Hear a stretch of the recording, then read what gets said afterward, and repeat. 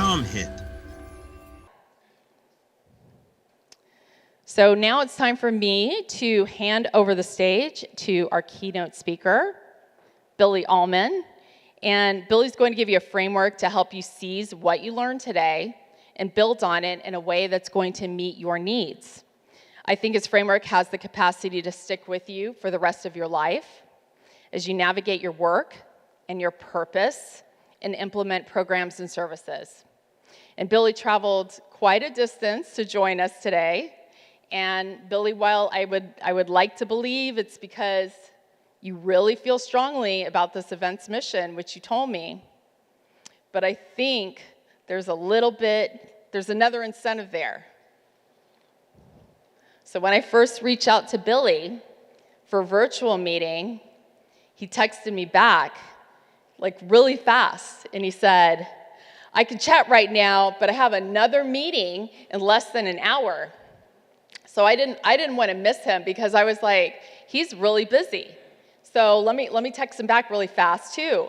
And I said, give me 10 minutes. I just need to change out of my grumpy cat graphic tee. And that was the first thing that Billy brought up when he got on the virtual meeting with me. And I think it's because Billy didn't have his own grumpy cat tee. So Billy, I took care of that for you. I have a grumpy cat tee. You don't have to wear it today, but when you wear it, you're gonna love it. You're gonna be so comfy. I'll put it right down here for you, but I'll make sure you don't forget it.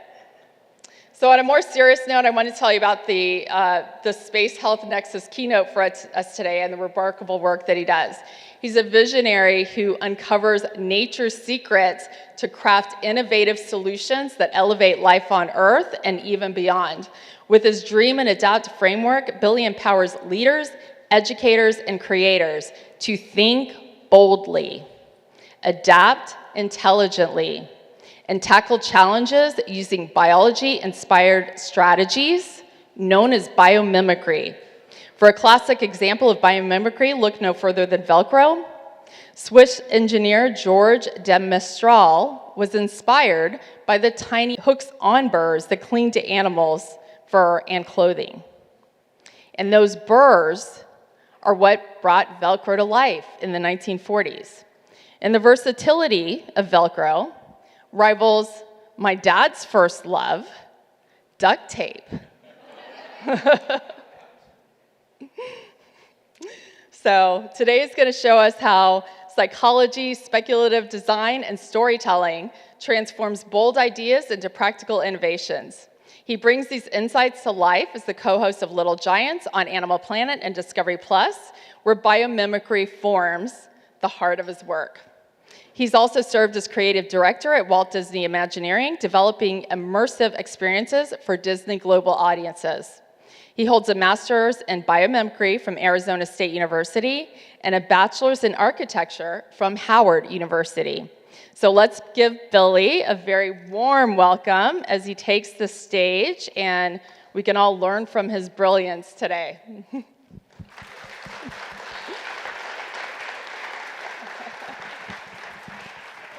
I totally came for the I know. Grab one. Greetings, people of Earth. So nice to see you all here, looking all lovely and professional simultaneously. I am Billy Almon, as was said, and I want to be honest with you and transparent before I begin. I am experiencing some extreme jet lag. So I need you all to do something for me throughout the course of this presentation that I share with you all. And that is, I need you to push back from your table right now, if you don't mind. And get comfortable with being active, because this is gonna be a dialogue, okay? And I need you all to do something throughout the course of this talk. And it doesn't matter who starts it, okay? But you gotta finish it, all right? I need someone to start the wave, okay? There we go. All right, we're starting from over here, okay? Now, push back more if you need more space. There's no judgment here, okay? This is an active zone. All right? So we're going to start from, I saw you, gentleman in the hat. It's you. All right, we're in Florida. Y'all got waves. Y'all know how to do this. All right, now bring it back. Lady in the back, I see you. There we go. Okay, thank you. Yes, we're getting there. Okay, so during this talk, very subtly, I'm going to say, do the wave. And when I say that, someone in the audience has to start the wave and everyone else has to pick up, okay? This is also going to be seeing who has coordination and who can tell where their left and their right is. But I wasn't supposed to say that part. Okay, let's dive in. So, yes, it is true. I am an Astrobiofuturist. I will talk about what that is and the work that I do around that. But I also want to talk to you a little bit about the state of the world today at a relatively high level. And then I want to talk to you all about this idea of the intertidal zone and how we can adapt some strategies in the natural world to adapting to our present realities. And then I want to talk to you all about why now is actually the time to be dreaming big. In addition to that, every time I have a microphone like this, I always, this is the only time I'm gonna be able to hold it like a rapper. So I'm just gonna hold it like this from now on. It's just the flow that I'm in. So as an Astrobiofuturist, the work that I do really sits at this intersection between space exploration, this idea of biomimicry or turning to nature for inspiration and innovation, and this idea of being a futurist that is focused on human connection design. And so that's connecting humans to each other, humans to the natural world, and humans to possible futures that we can often be too intimidated to dream up. So in this work, essentially what I do is I connect individuals, one-to-one. I look to connect individuals to the wonders of nature. And by doing that, the work is really focused on helping organizations to dream bigger, adapt more intelligently, and also thrive in uncertainty. And a lot of this work, for me, is really rooted in the fact that I am a huge nerd from the 90s. These were my heroes growing up. If anyone can name everyone up here, you will get a verbal congratulations at the end of this presentation. No money will be exchanged. And it also is derived from the almost 20 years that I've spent working at this incredible place known as Walt Disney Imagineering, which is the only think tank that was created by Walt Disney himself to dream up all of the things that we can now experience around the world and in Orlando. And so there was also a big event for me that took place in 2006, and this was the devastating event that we associate with Hurricane Katrina. At the time, I was a young architecture student studying at Howard University with a full set of hair and a great hairline. And after the storm had hit and after the waters had finally receded, myself and 500 other Howard University students, we just got on buses and drove down to the Gulf Coast just to help however we could. And seeing that devastation firsthand, as a black man, as a design student, as an architect, and as someone with a desire to be empathetic in people's moment of need, it left an indelible impression on me because I was seeing these patterns of where the heaviest devastation was being hit, particularly in communities that were low income, particularly in communities of color, and particularly in communities of color that were also low income. And in trying to find answers to how do we prevent these types of things from happening again, it led me to this quote from Albert Einstein that says, "Look deep into nature and then you will understand everything better. And that is essentially the work that I get to do now. That is the work that I'm blessed to do now. And the other part of that work, we'll get to the twerking in a minute. The other part of that work is I am a professional question asker. So I get to ask nature a lot of questions, such as, how does nature build and maintain adaptive communities, particularly during times of rapid change? When I asked this question, it was in the pandemic had just started, and it was that March where the world shut down for the first time.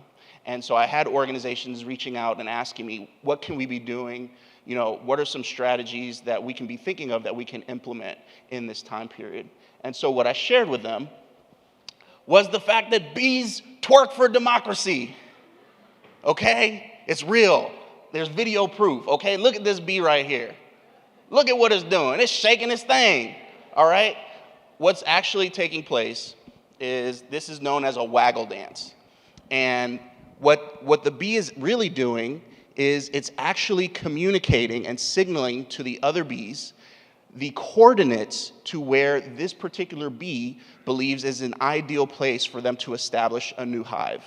And so what will happen is the other bees will fly out to the coordinates that this bee is signaling, and then if they agree that it is a great place for them to expand, they'll come back and twerk on the wall as well. And this happens until there is a mass number of bees performing the same waggle dance, and at that point, a consensus has been reached on where the bees will expand next to. Another fun exploration in this vein was also looking at this aerial choreography that starling murmurations have, and understanding that there are simple dynamics at play. There are simple rules that all of these birds are following that allow them to be that instantaneously flexible and shifting, and all they're doing is maintaining proximity to the birds on each side of them and to the birds in front of them. And because of that, there is no lead bird. And so despite there not being a lead bird, they still have this ability to respond to shifts and changes in their environment, which is freaking awesome.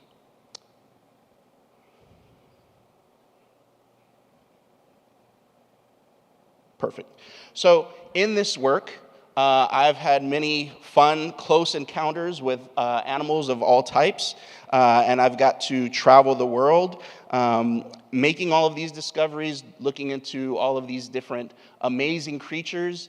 And this slide, I think, really kind of speaks to that intersection, the nexus of my work, right? So if you look in the far right, this is me in the Galapagos Islands with an Apple Vision Pro while looking at a Galapagos tortoise, which was phenomenal.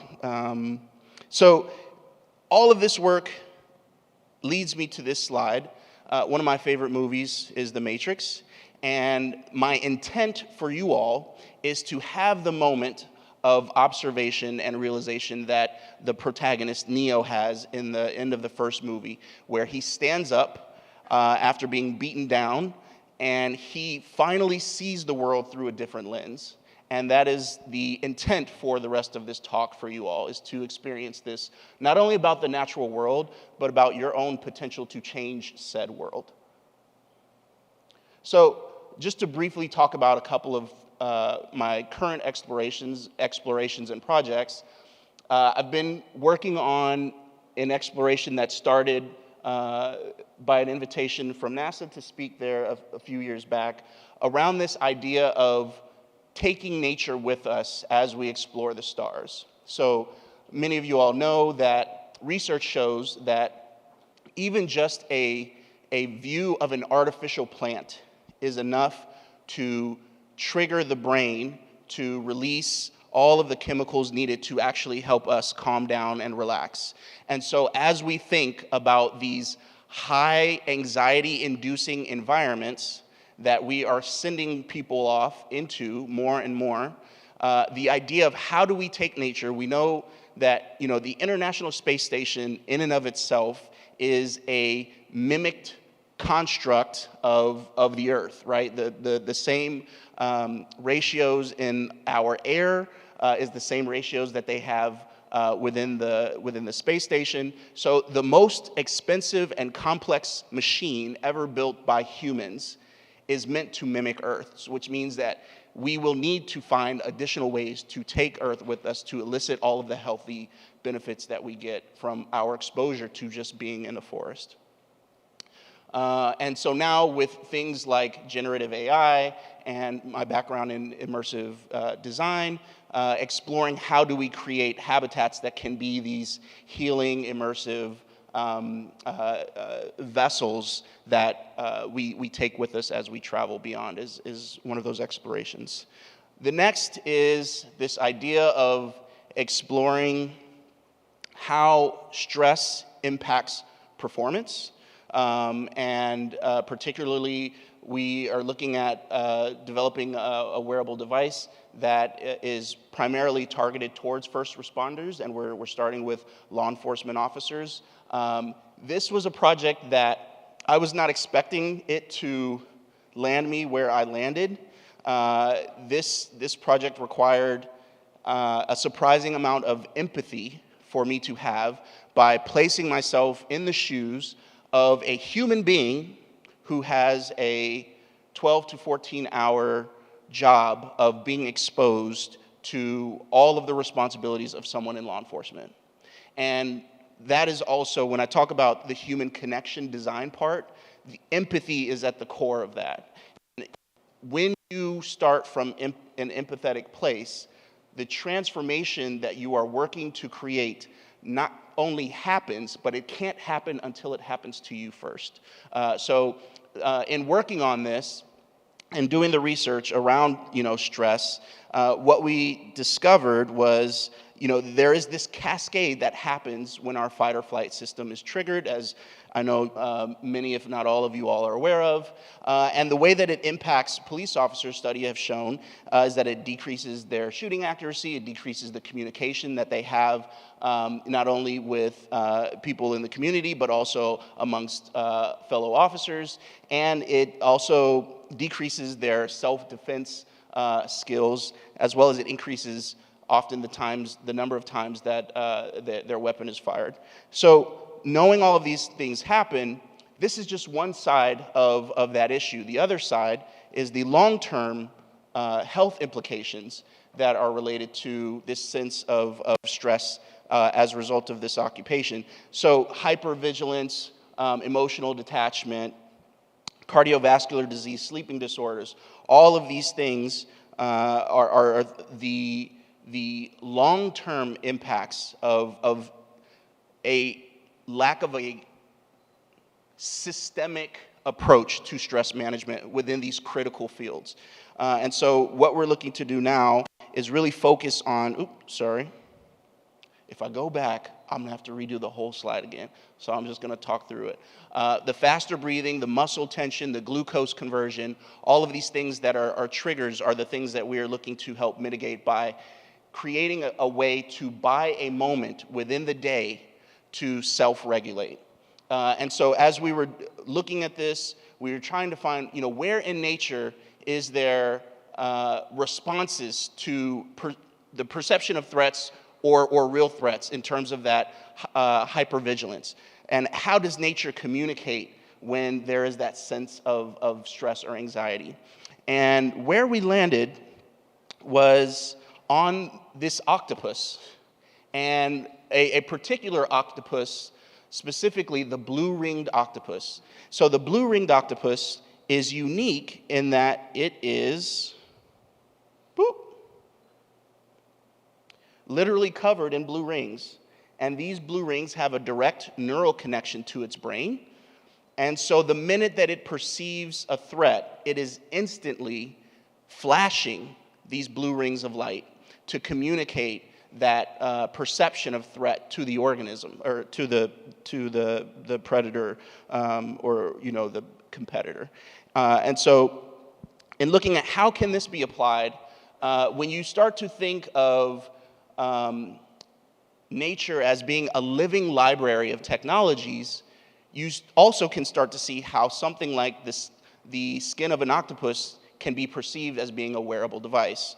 And so from that, we start building a bridge. Here's a design that a designer initially started our thinking around of how can we start to communicate this. And this is where the empathy part comes in, because you'll have an idea, but it's not until you actually start talking to the people, the end users, right, the people that are being impacted by the problem you're trying to solve, that things start to evolve and come into focus. So we started talking to officers, and they're like, dude, come on, like, subtlety is something that is essential to our survival out in the field. This would never work. And we were like, okay, so let's scrap that. But the underlying idea of having a way to communicate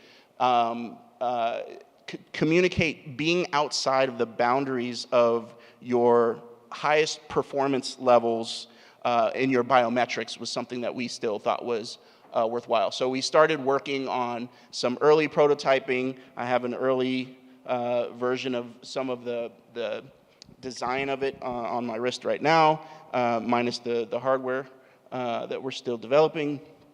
And we've eventually got it to this place where we are right now, where we have designed a new type of wearable device that, from speaking to officers, they're very excited about, because it puts information in view of them, because the use of their hands, particularly in de-escalation, is something that is important, and it's not a device that goes off when the officers are on duty. It is something that is monitoring them long-term, and during moments, either in between calls or at opportune times, not in the act of duty, it can alert them to when they might not be within their baseline. So this just being one of the examples of how, for us, turning to nature to come up with novel solutions is part of this future that we're looking to create. I'll keep going. Somebody do the wave. Oh. Okay, all right, so y'all are, we're gonna shake that rust off in the next 20 minutes, I promise, baby. All right, so these two projects, again, this idea of turning to nature being a collection, a connecting point between them. So, okay, I've talked about myself enough. I'd like to talk to you a little bit, if I may, about the state of the world today. And I think we can all agree, and Kendra spoke to this beautifully, that right now, regardless of ideology, belief, etc., I think we can, as a community, say that there is a sense of constant change happening domestically and globally as well.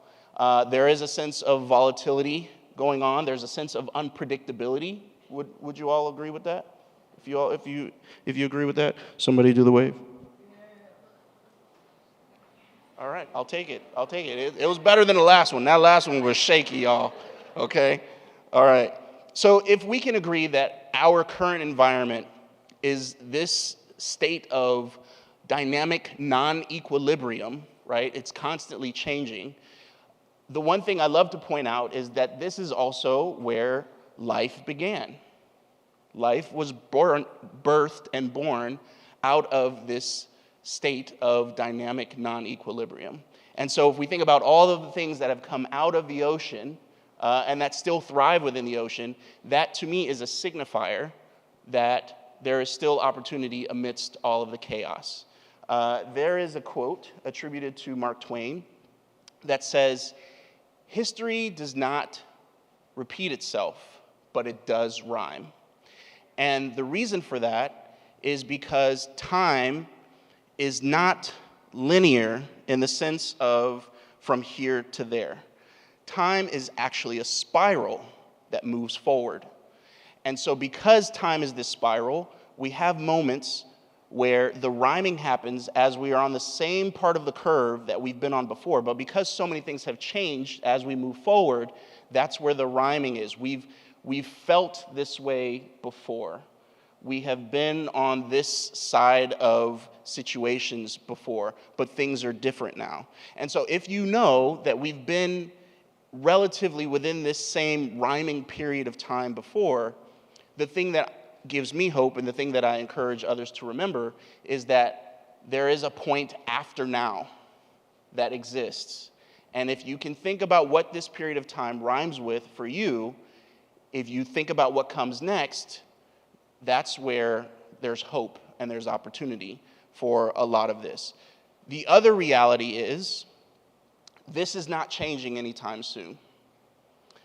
This is the state of the world, and there is no going back to what was. And a big part of that is because of the convergence of so many different things that are taking place right now. You have artificial intelligence, you have biotechnology, all of the things that we're here talking about, space exploration, health, quantum mechanics, biomimetics, all of these different things are converging. So the fact that I have a 10-year-old daughter, and I have a 5-year-old going on 35. And the fact that studies show that 85% of jobs that will be created in 2030, which is only 5 years from now, 85% of those jobs don't exist. So 85% of the jobs that will exist in 5 years haven't been created yet. And it's because there's so much convergence that's taking place. So if that is the state of the world, if this ocean of uncertainty is where we find ourselves, and by the way, I don't know how I'm doing on time, but okay. I'm going to keep going. Somebody do the wave. I'll take it. I see you.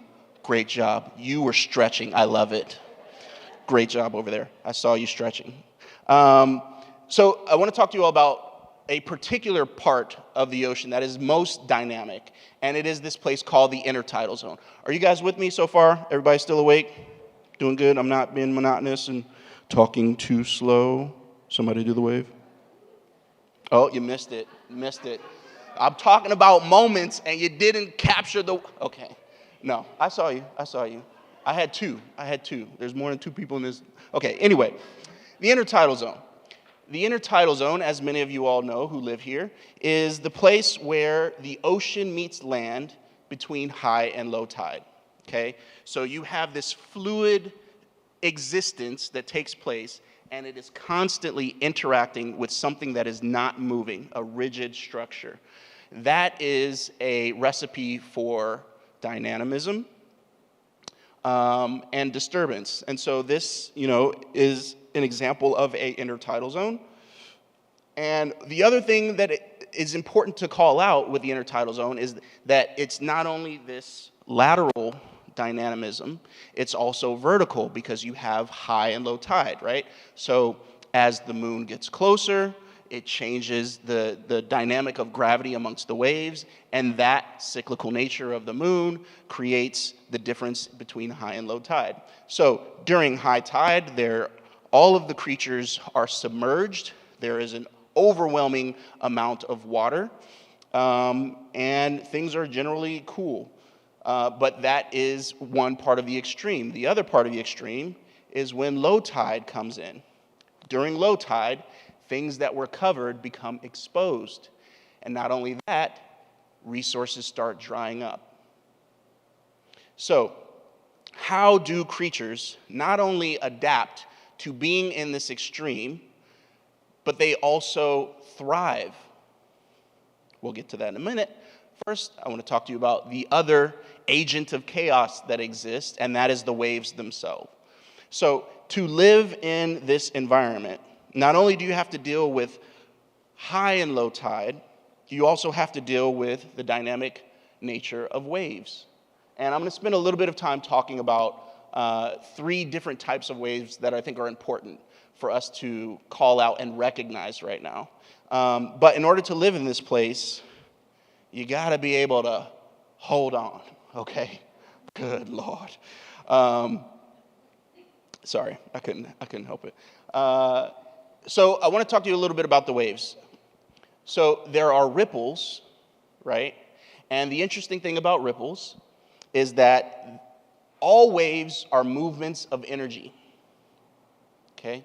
All waves are movements of energy. They have different sources, different points of origin, but they are all movements of energy. So ripples have small, light shifts, light movements of energy that are usually caused by the wind moving across waters. Now, ripples can be unpredictable. They are also deceptive because they're shallow, but if you look at them from a particular angle, they can look deeper and more significant than they actually are. And so what's happening right now, and I'm getting ahead of myself, but I'm excited because I've been wanting to say this line for a long period of time. I think it's a pretty dope line. I think you'll like it. What's happening right now is you have a lot of people who are mistaking ripples for waves. Waves last longer, they're deeper, and they have a different timeline of movement, and they move farther from their source. Waves are more predictable than ripples because the waves are impacted, again, by the moon. A cyclical movement and shift of energy, right? So you have people who are mistaking ripples for waves, and part of that is because you can see ripples on waves. The other part of that is you can have multiple waves at once, and this makes being in the ocean a very challenging place. It's not only experiencing them, it's also experiencing the swell of waves converging together. So if we have this experience where we can now see the difference between the ripples and the waves, how do things survive in this ever-dynamic environment? So there's 3 organisms I want to talk to you about. There's mussels and barnacles, there's kelp, and then there is what we call a sand crab. Y'all might call it a mole crab. Do y'all in the beach? Sand crab? Okay, y'all sand crab folk. Okay, cool. We in the same spot then. Excuse me. So mussels, to survive in the intertidal zone, they actually cluster together. They have this external shell that you can see there that is a protective wave that allows them to take on the brunt of the wave. So the other thing about the intertidal zone is you have different species at different levels along the intertidal zone. Some are deeper in the water than others. Some are along the shore. Some are along the rocks. And so you'll often see mussels clustered together because as a community, with their shells, as a community, they can help break up the waves' impact against each other. The other thing that allows them to stick together is, one, they identify a rock, a solid thing that they want to cling to, and then they also have what's called byssal threads, and they literally glue themselves to the rock and to each other.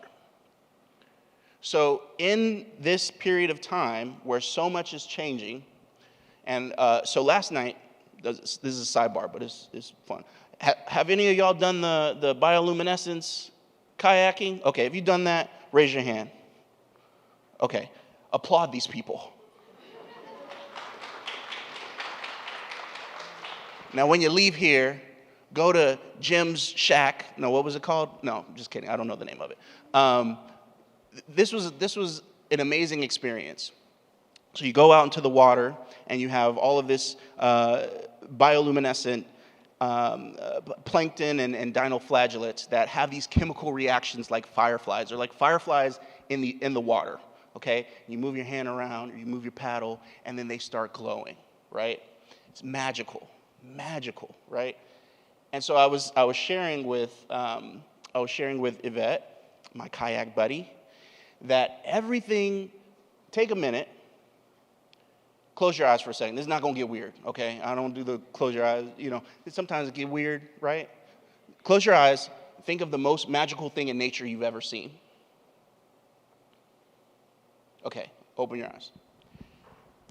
I would wager that it was some sort of spectacle that you saw in the natural world. Is that fair? Yeah, would y'all agree? If you agree, put your hand up. Okay, so if it was a spectacle, what I was sharing with Yvette is that all of the magical things we see in nature is community. Those organisms gather together as a point of defense and as a strategy for survival. So all of the magic, all of those moments, you're seeing community take place. Okay, so speaking of community, back to the muscles. A couple of things, I wanted to introduce a couple of slides for those of you who love to take notes, didn't bring a notebook, or if this resonated with you. A couple of things to think about. So the muscles, when they are submerged, they close up. Actually, I'm sorry. When they're submerged, they open up to take in the water because they are able to filter out what they don't need very quickly, and they're able to identify very quickly what is a resource for them. When low tide comes in and things dry up, they close up to protect their resources, their moisture. So for many of you, there's a lot of opportunities that exist. And now in this period of living in this ocean world that we are in, identifying which are the right opportunities and quickly filtering them out is something to be thinking about, right? So creating a system to quickly filter and pass on opportunities that you can absorb, and then designating the people and processes to sense the conditions periodically. The muscles have a way of understanding when is the right time to close up, depending on the temperature of the environment, and when is the right time to open up to take in new opportunities, right? Are y'all with me? We still good? Somebody do the wave. I'll take it. Oh, that was good. It got a little slow right here. We're gonna work on this. Y'all, take some time to stretch real quick because we're gonna do it again. We're gonna do this about 3 to 11 more times. Okay, so the next is kelp, and I love this one. Okay, this is one of my favorite examples, along with the next one and the one after that. But this one is special because there's four components to kelp. There is the root system that's literally called the holdfast. And the holdfast, what it does is it attaches itself to a rock or a stable thing on the seabed. And it anchors itself to the rock. And then it has this flexible stem, right? So here's the holdfast down here. Here's that stem. Here's that stem. And holdfast, stem, okay? And what it does, the stem allows it to be flexible and go with the flow of the waves of the ocean in all directions while still being anchored to one thing and one location, right? And then it has these, it has these little balls that you see here, they're actually gas bladders, okay? And with these gas bladders, it's actually able to stay buoyant. So even though it's being tossed to and fro, it has skills and assets that are able to keep it buoyant, even as it's being flexible. And then it has the leaves themselves, right? The things that literally reach for the light and use the light to feed itself and sustain itself as it's being to and fro moved about while still being anchored in place. I just love, there's just so many great things about kelp. But this is one of the most dynamic organisms that is also a source of home and food and shelter for so many different organisms. So this ability to be flexible while in place is the same thing that allows it to be a refuge and a source of nutrients for so many others. So lot to unpack there, but for the sake of time, I'm going to keep going. So another slide that if you all want to take photos of, feel free. So in this moment, thinking like seaweed or kelp, is the idea of being light and adaptable, and they also grow rapidly, right? This flexibility allows them to grow rapidly. And so what are the things that you are anchored to? Do you know in this period of time where people can mistake ripples for waves? Do you know what your anchor is?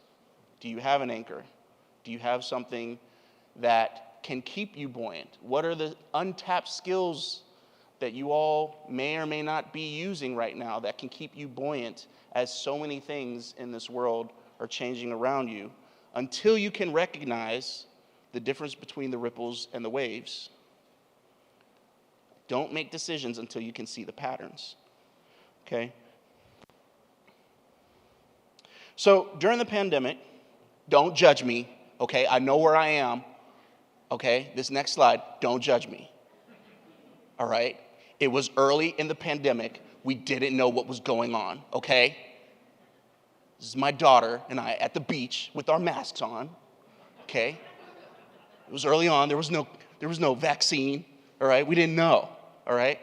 So we're at the beach, open air, with our mask on, and just trying to get away from being in lockdown. So my daughter, Lexi, what she loves to do is dig in the sand for this next organism I'm going to talk about, for the sand crabs. She loves to just find them and hold them and talk to them. And so she asked me, what is this thing? What does it do? So we went back and researched, and I fell in love with this thing. This is one of my favorite examples amongst all the other ones I shared. But the interesting thing about the sand crab, are y'all still with me? Somebody do the wave. I have 3, 7, 10. Oh, y'all getting smoked on this side. Y'all are killing it. Y'all, come on now. Let's try it again. Mr. Green. And by that I mean you. Just kick it off for me. Come on, y'all. Show her some love. There we go. See, y'all got the knees for it. You're just not bending. Come on now. All right, stay with me. We wrapping this thing up, okay? All right, so the sand crab lives along the highest parts of the intertidal zone, where the waves start to crash against the shore. And what they do is they will literally surf. They will ride the wave, and then they will find a point in the sand, and they will burrow themselves backwards. Okay, this is my favorite part. I think y'all gonna like this. They burrow themselves backwards, and they face the wave. They face the wave. Not only do they face the wave, they have these wonderful hair plugs, antennae, that they unfurl, and they face the wave because they know that the wave is full of opportunity. There's all of this plankton and algae waiting for them in the wave. There's all of this opportunity in the chaos that they are now facing. And because they know that there's opportunity in the chaos, they have prepared themselves with the ability to be sensitive and capture the opportunities that are coming their way. So hopefully you can see why I love this thing. Right now, there are so many points of, the burrowing is part of the strategy, right? It's also an anchoring mechanism, right? Going backwards, taking steps back is also a strategy, right? Sometimes to capture opportunities to come your way, the best thing you can do is take a step back, sit and assess, right? In order to move forward or to find where the opportunities in the waves exist for you. So we'll keep going. Are y'all getting anything out of this? Is this working for y'all?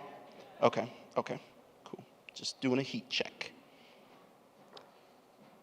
So the other thing about the sand crabs is they are an indicator of the health of the system. When you see a lot of sand crabs, it's an indicator that the ocean is healthy. So these individuals who are facing the wave head on, the more of them that you see, the more you can understand that the environment is healthy. I want to say that again, like a Baptist preacher. The more that you see of them, the healthier the ecosystem. Okay, I'll stop. That's why I'm not a preacher. I'm a public speaker instead. I can't hit those notes. Okay, so we just talked about the intertidal zone. Are y'all good? Somebody do the wave. See, they're concentrated over here. They are trying to beat y'all. Do y'all not see that? They are facing the wave. Okay, I'm sorry. I got ahead of myself. So now I'm going to wrap this up, and I want to talk about why now is the time to dream big. So in a lot of instances, what's taking place right now is, I should just click on it. We've talked about the difference between ripples and waves, and there's one other thing that I want to talk to you all about, and that is tsunamis. So right now, we are, and you feel it, you can see it, when you talk to people who are researching in different areas and fields, we are in the midst of another tsunami event. And, sorry, I'm going to go back to that really quick. Am I good on time? Okay, you're the boss, so you just tell me when to shut up and I'll stop talking. So the thing about tsunamis, we talked about ripples, the origins being unpredictable and usually winds that are quickly shifting, right? We talked about waves being deeper and lasting longer, and them being a little bit more predictable because primarily it is the gravitational pull of the moon. The thing with tsunamis, they are massive. Their point of origin is, generally earthquakes, right? Foundational shifts below the surface that are not seen immediately until you get closer to shore. That's when you start to see the big wave. The ripple, the shock wave is quick. The aftermath, you only see until it's closer to shore. And they can be catastrophic. They can be highly destructive. But it is also, like the ripples and the tidal waves we just talked about, they are also waves. And the thing about all three different types of these waves is that the nature of waves is that they redistribute and recycle nutrients throughout the entire ocean.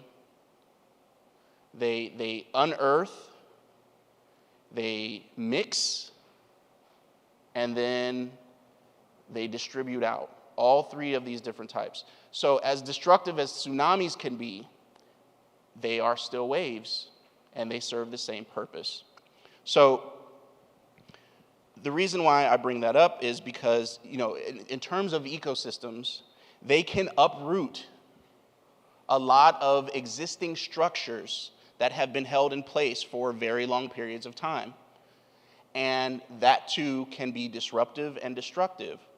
But again, history does not repeat itself, but it does rhyme because we're moving forward. So what happens after a tsunami hits is there's regrowth, there's rebirth, and there's a lot of things that were taken from one environment and are now introduced into a new environment because of the significant shifts that come with tsunamis. So there's still ripples, there's still waves that exist, but there's a lot of things that have been uprooted or misplaced. So with all of the firefighters, all of you first responders that are here today, from the bottom of my heart, thank you. I live in LA, so the LA fires was an experience, and the work of first responders is always phenomenal, and it is a sacrifice you all take upon yourselves to serve. So from the bottom of my heart, thank you. In that fire, I did have family and a lot of friends who lost their homes, but I bring this up because there's a lesson in the fire, and wildfires are their own types of waves. And the thing about wildfires, they also serve as agents of change and regrowth. So what you're seeing in the left is a lodgepole pine. And the thing that, for me, as a professional, is really dope about them is the fact that they only release their seeds after a fire. And not only do they only release their seeds after the fire, they can only release their seeds after the temperature has gotten to a certain point where this resin that coats the pine has melted and allows the pine cone to open up and release its seeds. So, timing is everything. Again, if fires are like waves and tsunamis are waves, there is another organism called the beach morning glories. Anybody seen these before out on the... So the thing that's interesting about beach morning glory is they are referred to as a pioneering species. So after a tsunami has come through an area and cleared out what was, uprooted what was, the beach morning glory have what's called dormant seeds. And remember, this section of what I'm talking about is why now is the time to dream big, okay?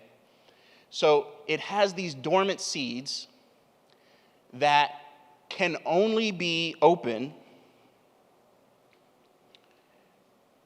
once there's this process called scarification, where the forces of the tsunami have cracked open this very thick protective coat around the seed.